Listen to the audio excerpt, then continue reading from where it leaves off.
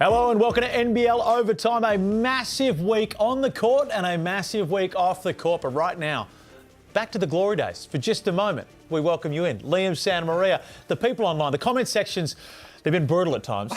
They've been saying, get Liam back, whatever you do. And I said, it's all right, we'll get Hooley out and we'll get you back in. But luckily, we've managed to keep Hools, we've kept Lennart, and we've still got you in. Great. When are we going to get you out, though? Yeah. That's what we need. I'm with you, Coach. I'm not going to go into details what the comment section says, but that's where they're going to first.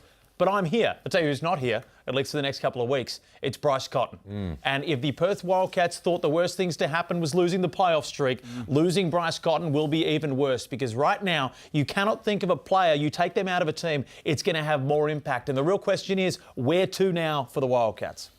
Well, I'm more intrigued that you segued into welcoming Liam and didn't even let him speak. So, Liam, it's really great that you are here. But obviously the big news is Bryce Cotton and what this changes. I mean, you're right, it changes everything for Perth and how they go about it. What happens next is going to be so interesting to watch. Everybody else gets a chance to step up. Their leash gets a little longer, but this isn't just your average superstar. This is a four-time MVP who the club has been built around, and it's going to be interesting to see what happens next. Well, let's have a look at the footage of the injury, because there's a few schools have thought about what it is and what exactly happened. This was against New Zealand, where a lot of people, obviously, the major incident took place. Well, it was innocuous, wasn't it? It didn't look like you were all looking for an elbow or somewhere where he got a heavy knock, but he was clearly in an incredible amount of pain. You just don't see Bryce looking like that very often. He's so tough. So clearly, there was something around the rib, around the whether it's the ligaments, the muscles between the ribs, the rib itself. Obviously, in a lot of pain. He's going to be out for a little while. The reality is they've got a lot of talent on this team. Now, he's the most talented. He's the most talented player. He's the best player in the league. But they've got a lot of talent on this team. They've got guys in Ben Henschel and in Elijah Pepper who have the ability to put points on the board. And for me, it's those guys they're going to need to step up. Look, we spoke about Pender last couple of weeks. Pender needs to step up. They got to find a way to get him involved. Now, we didn't know Cotton was going to get hurt, but when we said this last week, if you don't get Pender going, you're going to have a problem, because you can't win with just Cotton by yourself. He needs help. Doolittle's been great the whole year. Pender, for me, has to get going. And if we can show that clip again, this is where I was starting to think that potentially the Bryce Cotton thing came from. So this was in Cairns the week prior.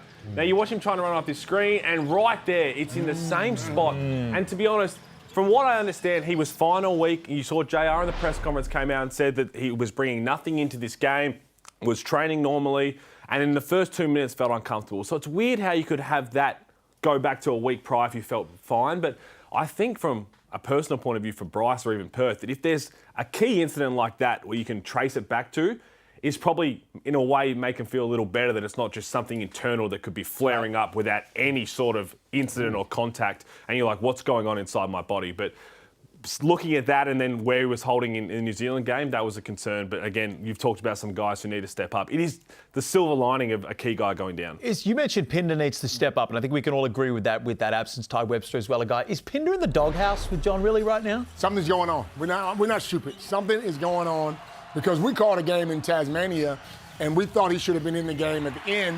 He's sitting on the bench shrugging his shoulders because they needed and he had a great rebounding game. But why is he on the bench? I mean, so you got to find a way for your best player, your second best player, to get going, regardless of what's happening with the coach and the relationship. You look at the start of the season right here, Liam. Game one, we were all saying he is the Robin to Bryce Cotton's Batman, and from then on, you look at that 27 points after 29 in game one. You can't really find more of a difference throughout of any player in this league in how they've started and how they've continued on. Yeah, I don't think he's in the doghouse, but he's in a bit of a slump. I think his minutes being down, I think, is a reaction to the fact that he hasn't been playing well. So they need to do a good job of making a focus of him early and often, like Illawarra do with Sam Froling, like Adelaide are doing with their bigs right now. Got to find Keanu Pinder early and get him going. We spoke about this as well, Copes, a few weeks ago. When you're one of the 2 or 3 superstars on a team, your leash should be a little longer to fight through slumps. Because right now he sees like he's playing on eggshells, where I'm down on form a little bit, my confidence might be down. If I miss a shot or turn it over, I'm sitting. And normally you need your best players to... That normally happens to rookies. Right. Or that happens to guys who are cracking into the rotation. Sure. Normally it's like, okay, I trust you to figure this out. And JR said that in a press conference a couple of weeks ago.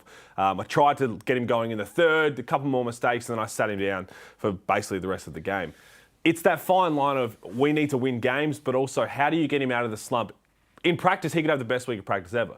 But if he messes up twice in the game and you sit him, it's straight back to it between the ears. Well, from now on, they got to get him going because if there's no Cotton, you need your second best player. Well, what about those other guys, though, right? Like Henschel and Pepper are both guards who can play the two spot and can put points on the board. So it feels to me like you just turn to those two guys in that role that Bryce has been playing and you say, hey, let's go. Like you've got these skills, you're young, talented players that have the ability to do that in this league. It's go time. On the topic of John Rillie, can we all agree that coaching a team with Bryce Cotton is a difficult task when you're used to being a normal X's and O's coach, because Bryce Cotton is so good that you need to dictate the entire offense around him? Is this a chance for John Rillie to sort of look at this team as a whole? It's still a very talented team without Bryce Cotton in there, but you can run some of your more classic sets where you're not having to dictate the offense around one single guy. So what could be a curse could also potentially be a blessing where we start to see John Rillie being able to actually coach in that more natural style. I'll answer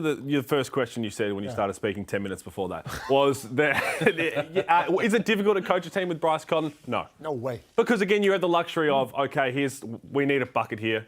Sometimes you can say, hey, here's an ISO. Yep. Let's get to an ISO. But what I think now, it allows him to be a normal coach of, as you mentioned, the X's and O's. Hey, Ben Henschel, Elijah Pepper, I need you guys to put points on the board. We have an equal opportunity offense for the first time in a very long time, and everybody's leash should be a little longer. You have to play through mistakes. You have to take your opportunities. So I'm very interested to see how JR takes this opportunity himself as well. I think JR found it hard in the beginning last year, and then he realized this is Cotton's team. Just get him the ball. And other guys around, other players on that team also, Wagstaff and those guys, know how to play with Cotton. If you get Cotton the ball, everything else works out. Well, luckily for the Wildcats, they've got a very, very easy schedule coming up. You look at their next few matchups, of course, they've got just some real gimmies here. That's an easy win, Sydney. Illawarra, walkover. Southeast Melbourne, well, lucky they haven't hit form yet. And Tassie and Melbourne. You'd expect them to go 5-0 even without Cotton. Am I right, Pete?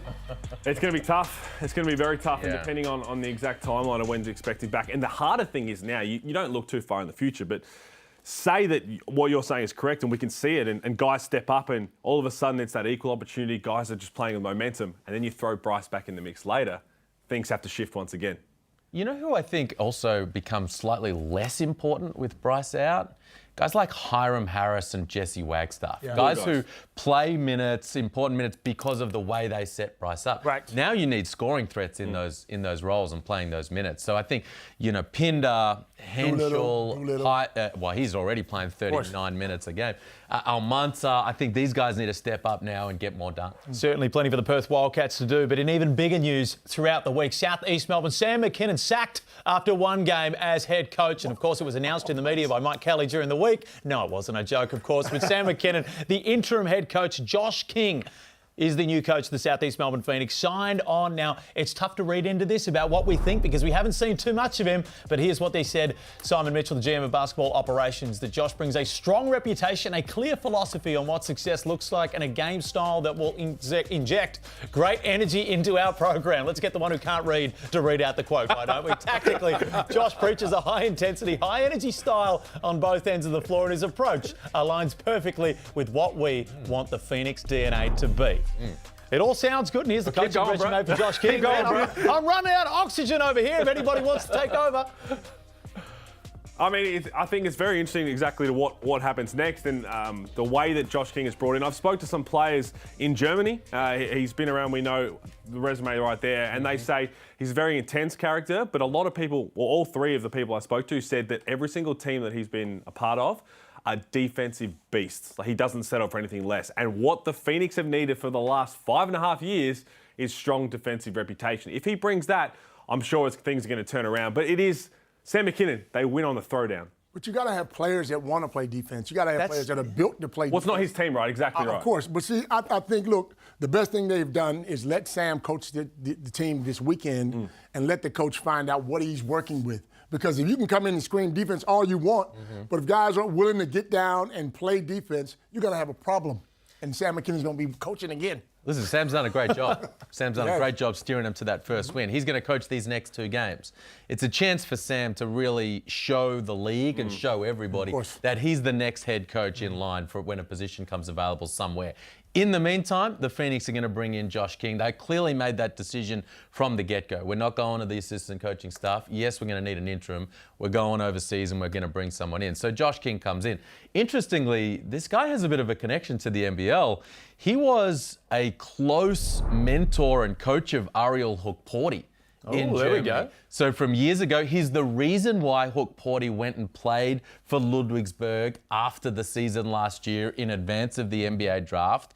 Chatted with him a little bit at Summer League in advance of this upcoming season. So he's been watching the NBL. He knows what it's about. He knows what the Next Stars program is about. Of course he does. There we go. We knew there was something in there. Which is great. And so he's not coming in completely blind to how we play the game here. On the topic of Sam McKinnon, you just mentioned there, like Sam McKinnon, from all reports, has the capabilities of being a head coach. Now, I don't look down on South East Melbourne for going out and finding another head coach, but if you're Sam McKinnon, and that decision to replace him and not have him as the head coach was clearly made straight away, that Sam was not going to be our guy. The uproar around social media and around the leagues is a lot of people thinking maybe he should have been that guy.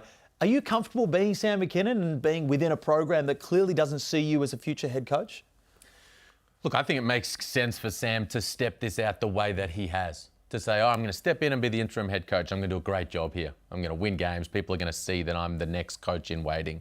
Then I'm going to support this guy here in this process over the course of the next season.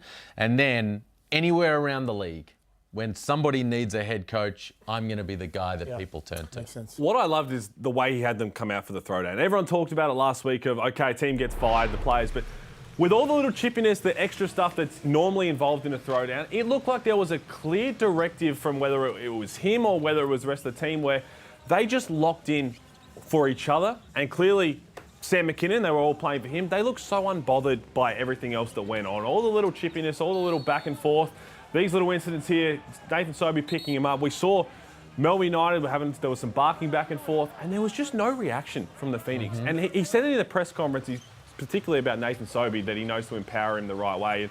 And even this, when you got the chippiness from there, just having a few words back, which you expect from a throwdown. Yep. Zero reaction from the Phoenix. And I think that was Sam McKinnon saying, I want us just to focus on each other. And this is why I think, can he be a head coach in the league?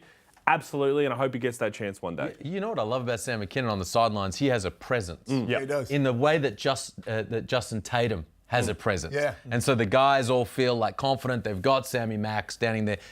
A lot of the guys know what he did as a player in this league, as a boomer, and I think he's going to be a great head coach at some point. I do agree. I think he's going to be a great head coach at some point, but it wasn't all sunshine and rainbows, because if you're squirmish, look away now. There was a violent act that took place during this game, and unfortunately Chris Golding was on the receiving end. My God, look.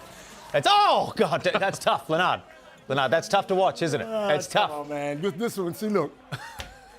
This one worries me.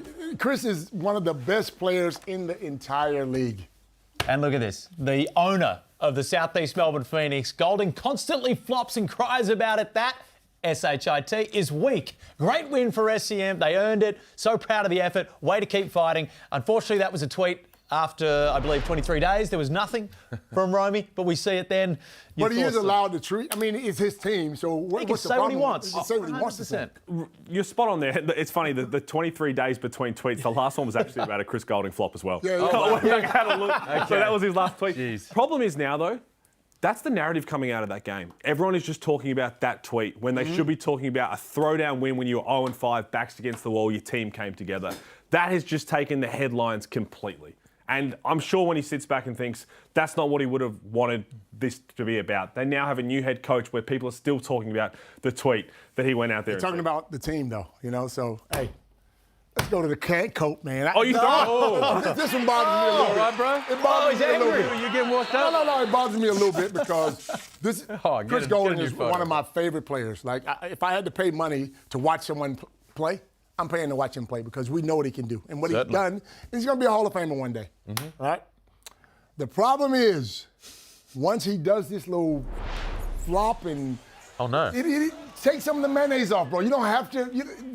There's no need to be doing all of this. We know it. We all love him. We all love the man. He's a great player. We want to see him play, but there's no need to be doing all of the flopping and all this kind of stuff. You got a package, bro? Yeah, did you go? You got something against this dude? Okay, just pump me up.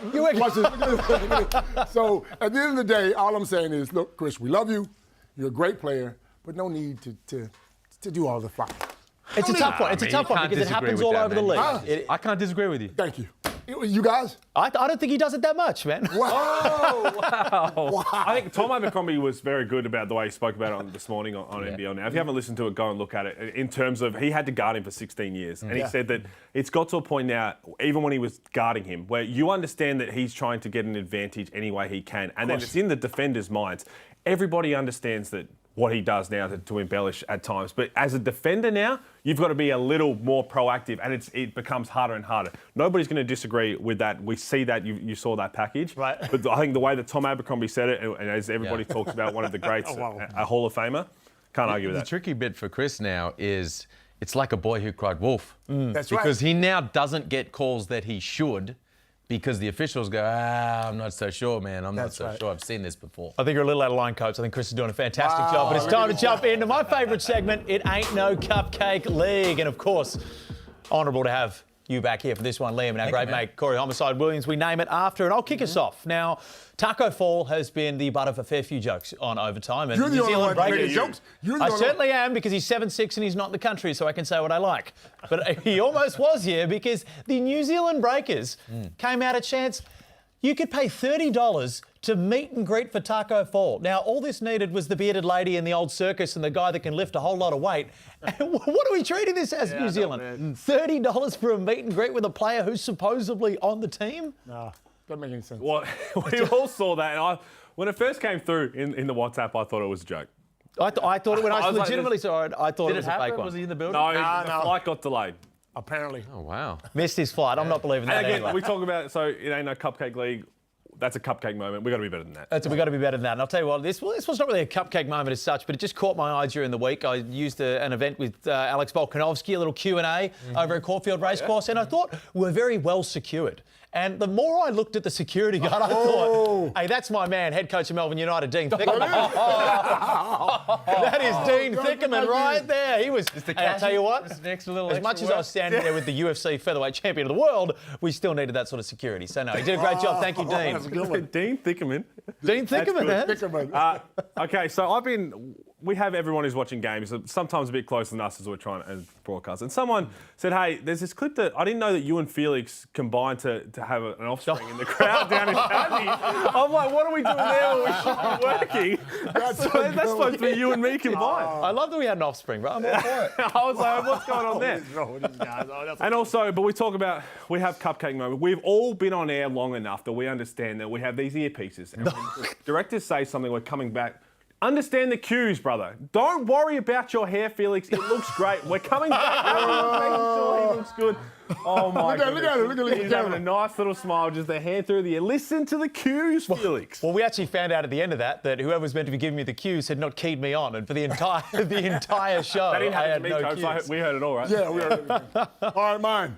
I'm sitting at home on Friday night watching the game. that's Saturday unusual. night. Yeah, we called it Friday. I don't know if you went home. Watching the game, whatever, and I hear this.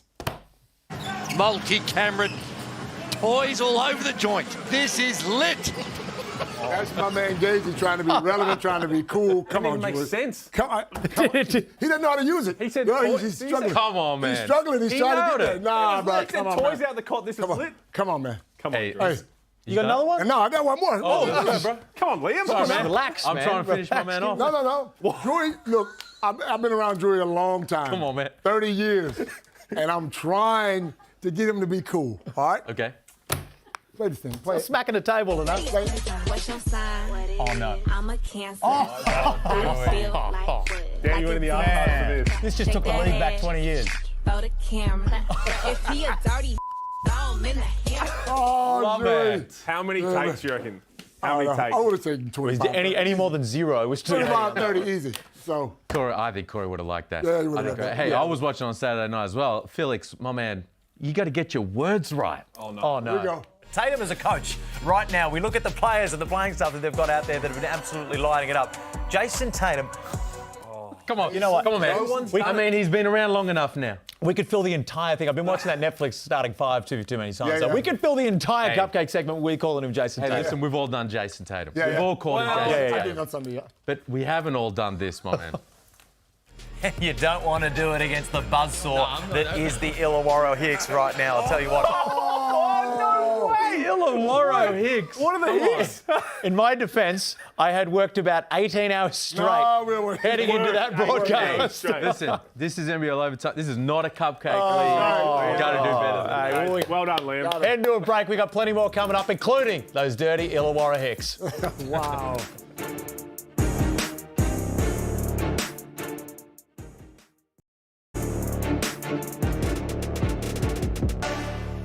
Trouble in the apple aisle. Where does it stem from? 0-2 for the Jack Jumpers right now, and a lot of fingers are being pointed in various directions. But you've got to look at Craig Shord, Liam, because Scott Roth had some comments and it doesn't look too good right now.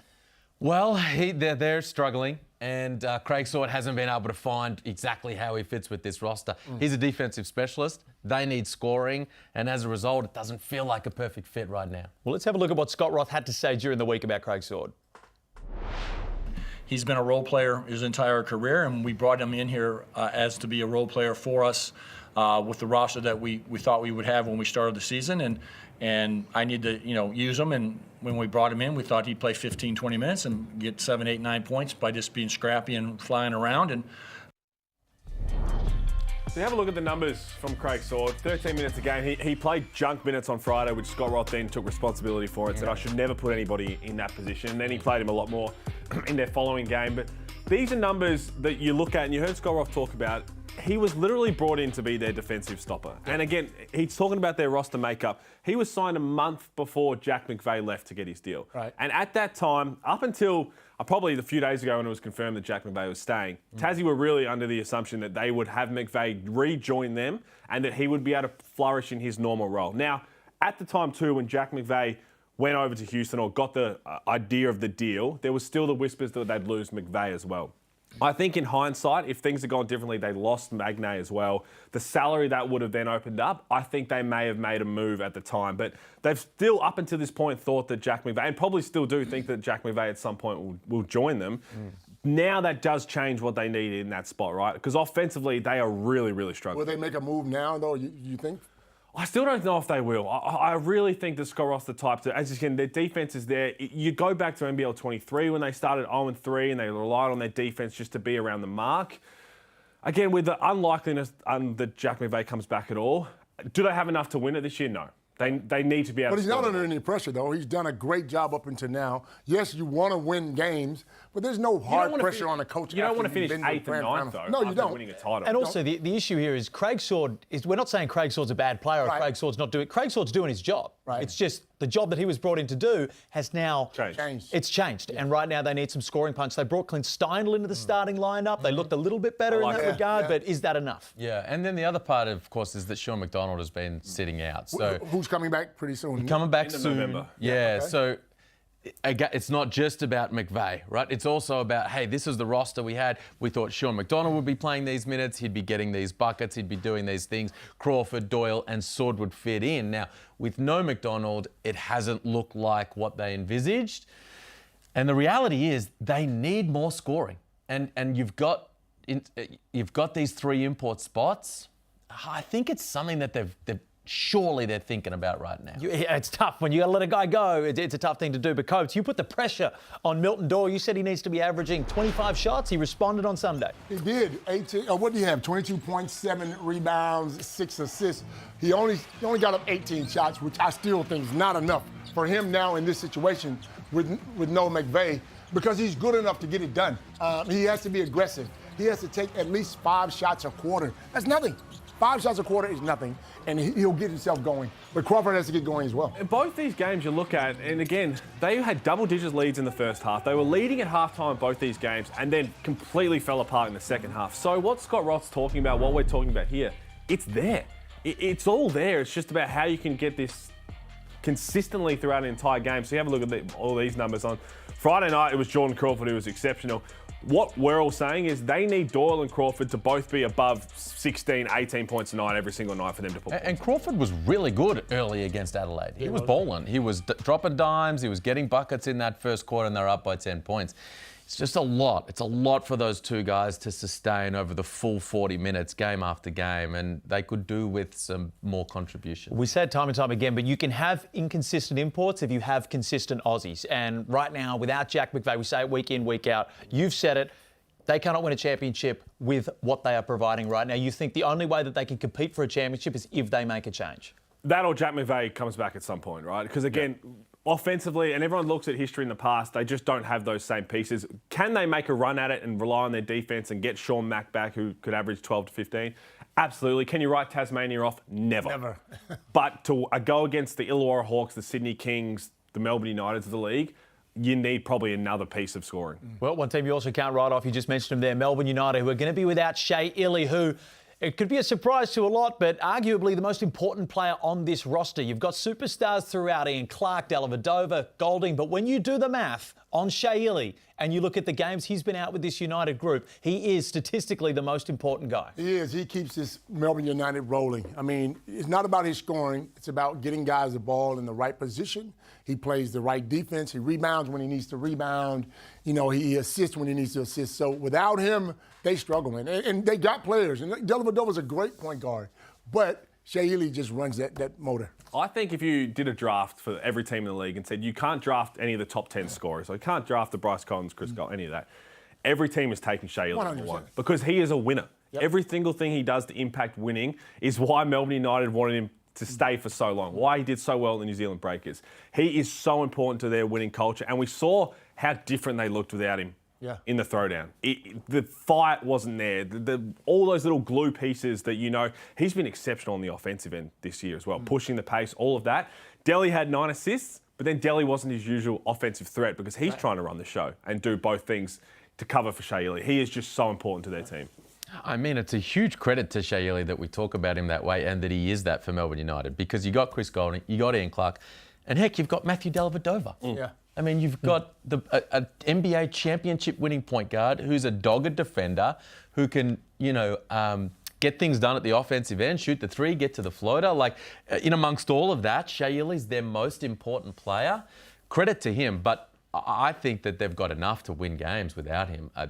Daly needs to, with all three of those guys, Flynn Cameron comes in and plays some more minutes. Yeah. I think they've got enough. Shea Ili out for Melbourne, but in for the Adelaide 36ers over the weekend was Jarrell Martin, of course, just making that trio up front. Isaac Humphries, Montrezl Harrell, and Jarrell Martin. That is a dangerous, dangerous sight.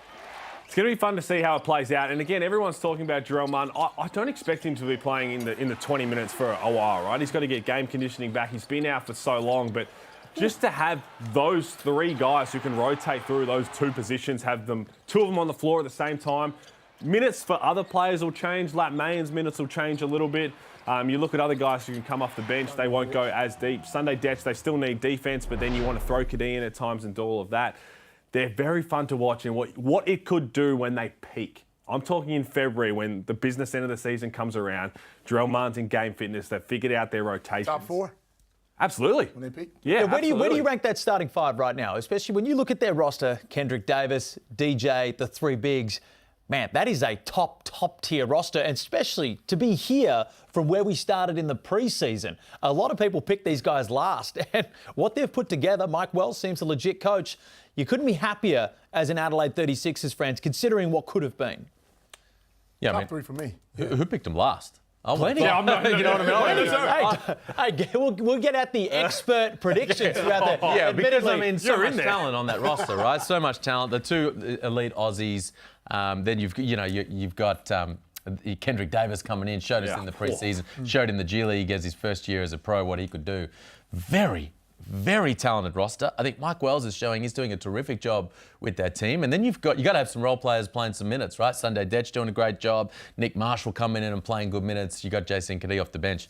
Man, this team could win the title. Straight up, this team. We talk about Melbourne, Sydney, and Illawarra, and Perth. This team could They've win got the every title. base covered. Yep. Exactly right. They can absolutely. And Kendrick Davis, we're not talking about him enough. Between him and Montrez, if they keep performing like this, they keep winning. One or both of them are going to sneak into an MVP conversation. That's just the reality of it. But we're going to cut to a break, and while we're on break, I'm going to get my phone out and just find those names who picked Adelaide last because they're out there.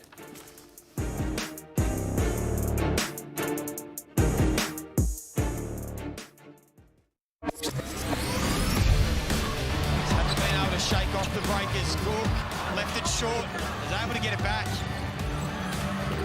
And now Bateman again. Minute 10 remaining. It's been only Jordan Crawford so far. Milton Doyle from outside. On the shot clock here for Vasiljevic, operating inside. Outside now to Davis. One to shoot. Got it off. Got it down. Oh, banging them from all over. The Mitsubishi Motors leading threes at leaderboards. Rob Edwards continues himself up the top. And Bryce Cotton, well, how long is he going to remain up there? Chris Golding, well, I reckon he can climb that one a little bit more as well. Been sitting down there, but it's time to get right into a bit of a ward watch. And Wani Swakalo-Bullock is a guy that I reckon we have been underestimating throughout the year. There's been a lot of talk on Bull Qual, other guys.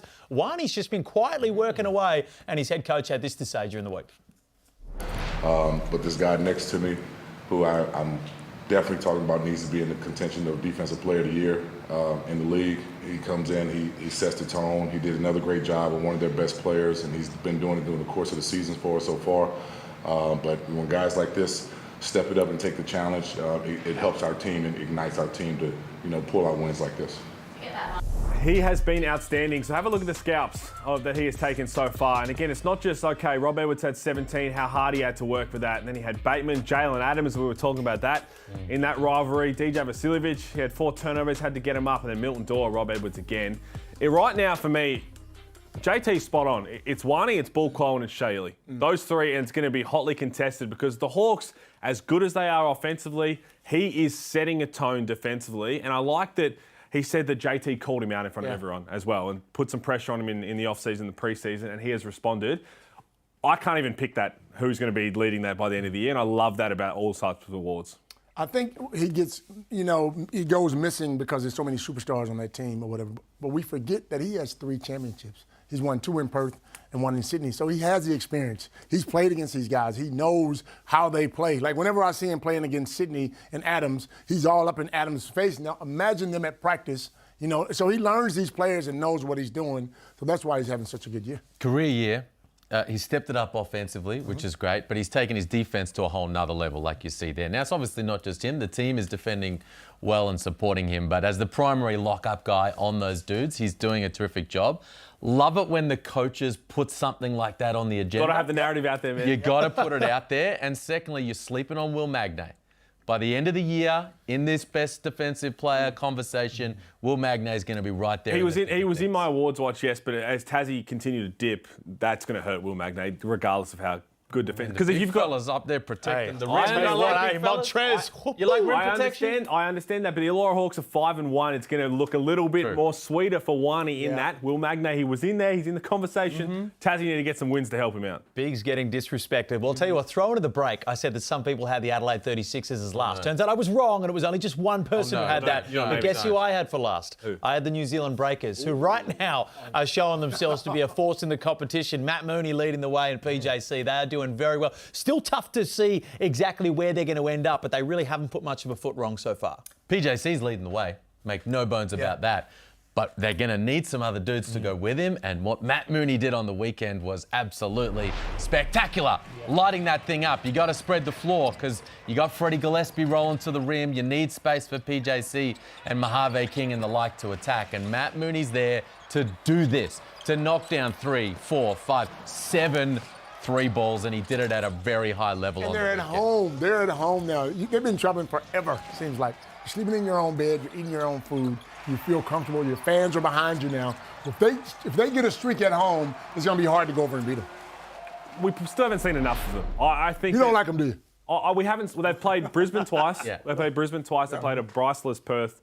And they played Southeast Melbourne Phoenix. They play Southeast Melbourne Phoenix again. Can they make the 6? Absolutely. But I need to see them against the rest of these teams in the league. PJC and MVP contender, no doubt about it. But also the reports of all the players, how much they love Coach Kopp. I love this. I was so high on what he could achieve. For him to have this success early, I think is great because I think he's going to be an outstanding head coach.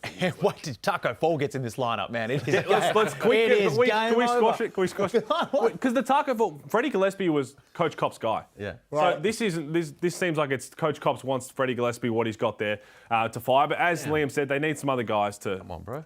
It's Tuesday. You're taking tacos off the table? Damn. This guy's the one who's trying to get Taco in the league every single time. He's saying I paid $30 to meet this guy and then he's not going to show up? What's going on He there? bought 2 tickets, I heard. He was really good. Yeah, I was going to start the trench coat, stand on top of someone's shoulders right there. The Sydney Kings right now, they told me before the season, the experts, Peter Hooley, that they were going to go unbeaten. There was no chance they could lose a game. Right now, a couple of substitution issues when you got that many guys. Brian Gorgon, what do you do? How many can you play 4-point guards? Ask them, mate. You're going to throw fallacies about me. You throw them. Unbeaten, bro. No, I just think, look, it's hard to play 4-point guards in a game, a 40-minute game. Well, how about the dude that's averaging 0.7? You can probably say that he's not going to play too much. Yeah, but look, the problem is he's playing, though. And you only have a certain amount of time to play these guys. Brian Gorgon has a problem. You guys don't see it. I'm saying it now. Because you got egos. You got guys who expect to play. Now, yes, you've had that meeting with them. You've set them down and said your minutes might be low. But when game time comes, they want to play. They want to contribute like everybody else. And we've seen Gorgon say, hey, calm down. I'll get you in as soon as I can. That's a small problem when you got 11 guys trying to play 40 minutes. I think the only position battle that's really taking place there is between Tyler Robertson and Sean Bruce as the backup point guard. I think Gorgon sees Isaiah Liafa as a shooting guard, and so it's about, well, can he perform? Can he get a good chunk of minutes there? If he can play well, knock down shots, yes. Otherwise, he's not going to play a lot. But what he's trying to work out is who is my backup point guard? Is it Sean Bruce, the veteran, the captain, who's been there and done it for so many years, or he's playing Tyler Roberts. He's kind of moulding Robertson into being a point guard at the moment. That's what he's trying to work out. And this is where you can potentially foresee some problems, though, going down. Because Sean Bruce had a career night, 6 of 6 against Cairns. And then came on in the third quarter, I think, against Tassie to try and save the day. If he can't get on the floor in a rotation after having a career night, what else does he have to do? I think he's so important to their success. Because you think when it gets to the business end, a 3-game series, the rotation's going to shorten up. We haven't seen a whole lot of Jalen Galloway this year. Kawhi Noy didn't play the week prior, barely, and then he was one of their saviours in the game against Tassie. If they were poor against Tassie for, 90% of the game? If they played against any other team, they're probably losing that game. Tassie is trying to figure it all out. So there are some things that they've got to figure out, but again, it's still early in the season, but there's so much talent on this roster. On the topic of figuring things out, one person who we were harsh on to begin the year, who looks to have figured it out, was James Bateman. We spoke to Derek Rucker after the game, and I thought it was a fantastic chat as we have a look at this. Well, I texted him the night before, told him I wanted to meet, told him I wanted to come off the bench because I did it before in my career, and I felt like it was better for the team. I'm the ultimate sacrifice player, so I sacrificed anything for those guys because they kept confidence in me, and they were sacrificing, taking losses because of my play. So I just sacrificed for the team, and it worked out, and we're going to keep it rolling as long as it can. Could not possibly love that anymore. I think James Bateman has showed himself over the last couple of games to show exactly what he's capable of. And Pete, you said the stigma needs to go from players coming off the bench, and it's guys like that that'll help remove that. And I loved that interview. And again, it's more of the fact that he's like, don't change this right now. Because a lot of people would be like, he's found his form, let's throw him back in the starting lineup. Do not change it, what's currently working. He's playing with confidence. And straight after that, he went to do the hands in, and the whole team got around him. You absolutely love that. He is so important to this team. We spoke about how important their makeup was from him. Bullets starting to play some good basketball. We're cutting to a break. Coming up after that, Next Stars action. Ooh. All the news.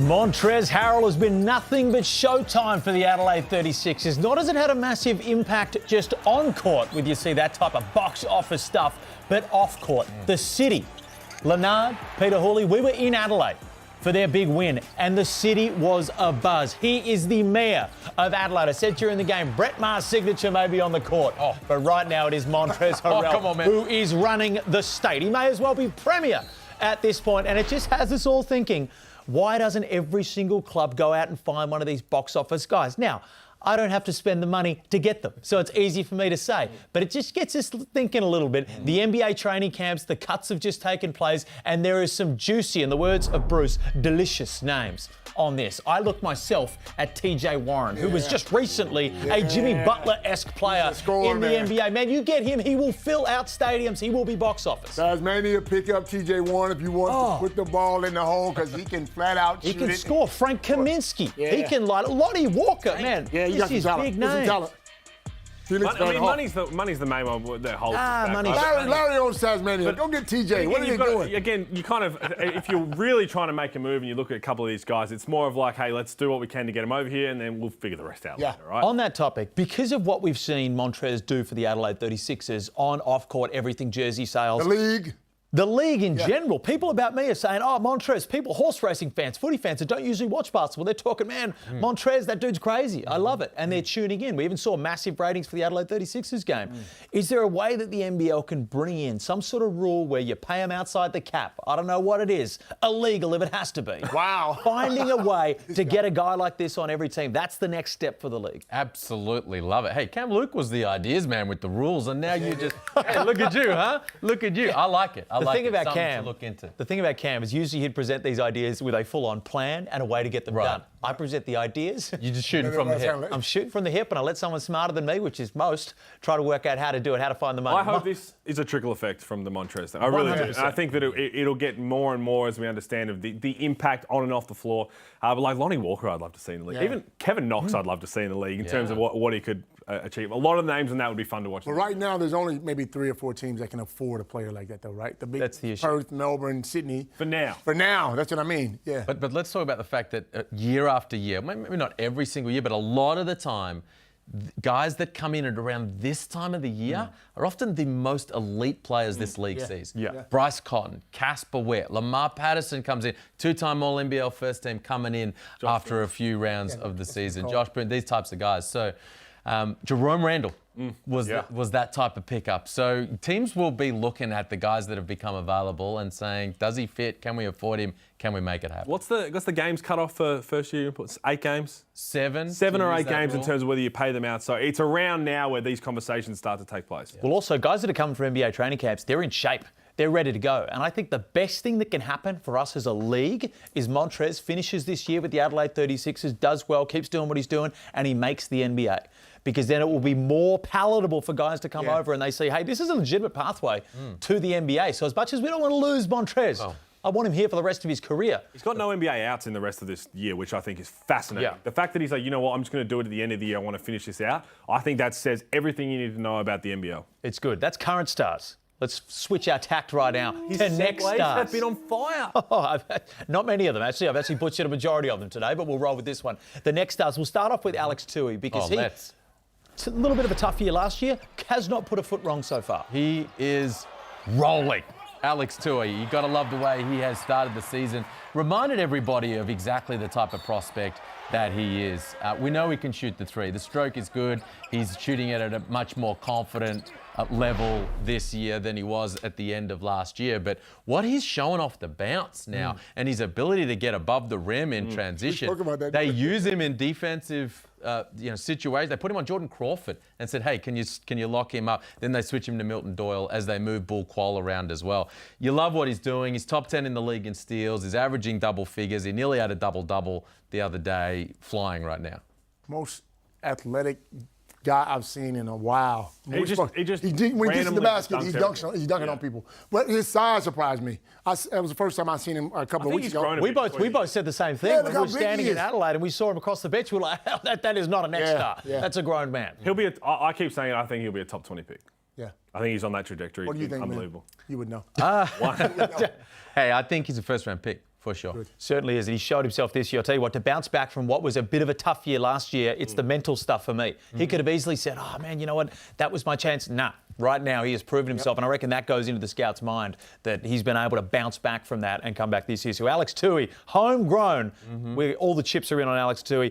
Malik Lewis, a bit of a surprise for a lot of people when Sobey went to the bench that he went into the starting lineup, but that's the confidence the coach had in him. And he is excelling as a starter. Now, 2 games as a starter, playing 28 minutes in those games, and he can do a bit of everything, right? Like he was the primary matchup on Delhi the other night, and I think he's a good matchup for those types of guys because he's quick and long, but he's also pretty strong, and you can't kind of bully him. When he's knocking down the 3 ball, everything kind of comes together for him. And the one hand live dribble lob to Geordie Hunter just showed us all that he's getting more and more comfortable. And this is what happens when you're looking at the draft prospects outside of the Cooper flags, those guys who are going to be those franchise players. It's what potential is there in the next few years? And Alex Tui's different because he could probably make an impact as that 3-and-D type player in the NBA. Now, we're seeing from Malik Lewis and a couple of others we'll talk about, these guys that 2 or 3 years down the line, what they could be as NBA players when they have a few years in the system.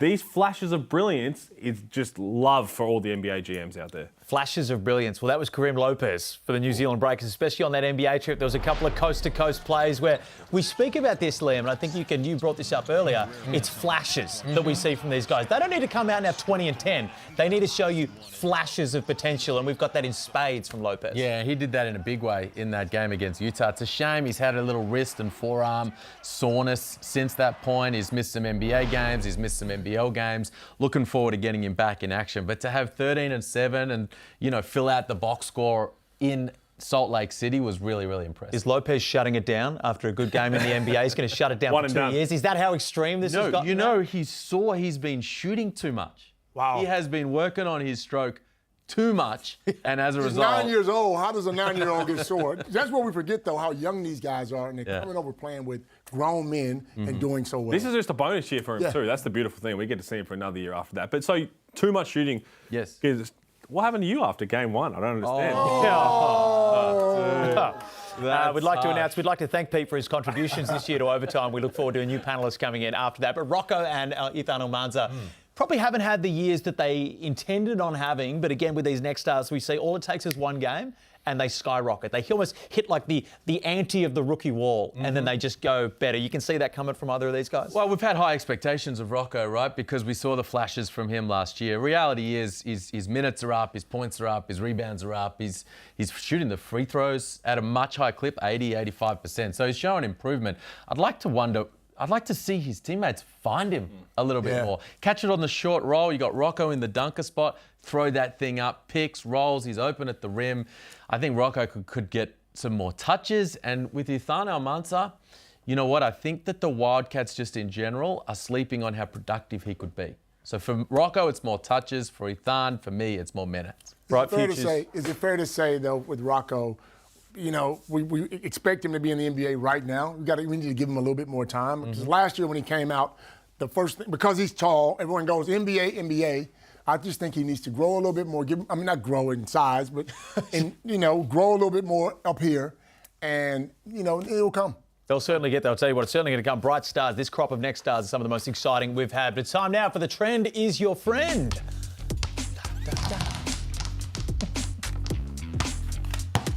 Just leave me to dance all by myself, boys. You nailed this last week, by the way. You nailed this one last week. What was it last week? South East Melbourne Phoenix. Well, you know what it is this week? It's the South East Melbourne Phoenix again, because I'm dipping back to the well. Once you get, but that's what it is. That's what trends happen.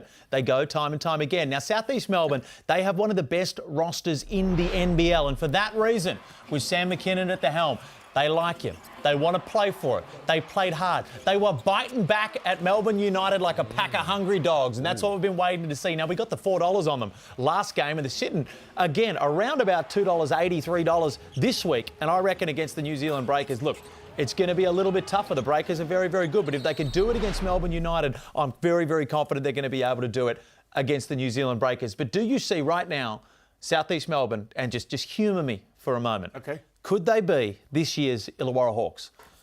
Anything's possible. To get to a top 4? To get to a top 4. Anything's possible. That's a very good answer.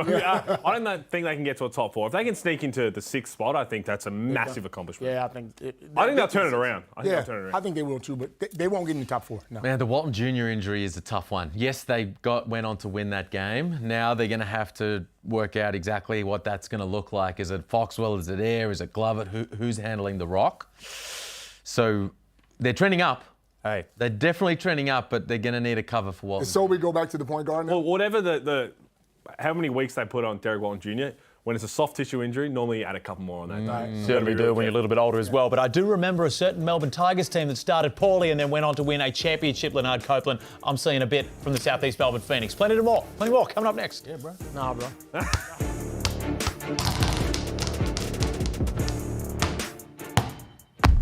Chances are you're about to lose. For free and confidential support, call the number on the screen or visit the website.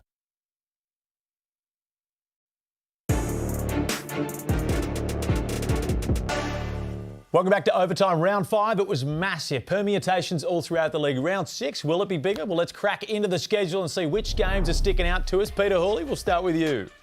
Oh, I mean, the big one for me, Illawarra and Melbourne on Thursday night. That's going to be massive. You've got Melbourne trying to bounce back. You've got the best defensive team in the league versus the best offensive team in the league.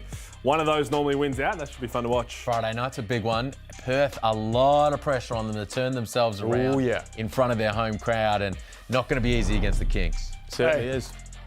One I like is the Brisbane-Tasmania game. Oh. Big game. Brisbane, Tasmania? Yeah. Yo, Leonard, what the hell? That is straight. Pick another game on special. Pick another game on special. He's reading an auto prompter. Did someone Put it mess up with there the and auto read it. cue? That's a big one. Oh, it's That's up a big there. I'll read game. it. Game. What's wrong with that? What's wrong It's with a big game. What, you sitting courtside or something? Okay. Well, apparently under pressure is going to be Leonard Copeland right now, but let's just crack it out. Here we go, the pressure cooker. I'll tell you what, my bad. I was not prepared to jump right into Brisbane and Tassie there. The two teams that we've said just might be struggling a little bit too much this year, but the game is going to be a blockbuster. Now let's jump into under pressure. It's just one this week.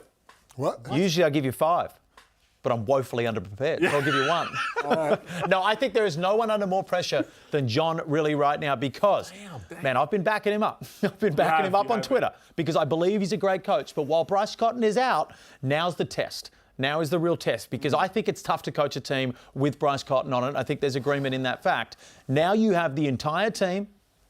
You can coach it old school X's and O's style. If we don't see it now, is he going to be the man? I don't know. The pressure is going to continue to heap up. Didn't he just get an extension? Yeah, 3 years. Just signed a 3-year deal. What kind of pressure? Extensions are not worth the paper they are written on. You see what they do? These days they are. You saw what they did to our boy Mike Kelly?